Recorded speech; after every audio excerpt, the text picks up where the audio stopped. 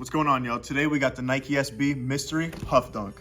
We have it in a size 8. I do not know what pair it's gonna be. I paid $200 for it, so let's see what we got. I hope it's a mystery pair, and I'm gonna squeeze it if it is. It's not the mystery pair. It is the New York pair. The Huff Dunk, it peels. It's gonna be tie-dye underneath. I might just go ahead and peel it, see what happens. What's your favorite pair?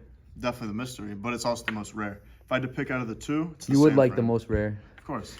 But yeah, check it out.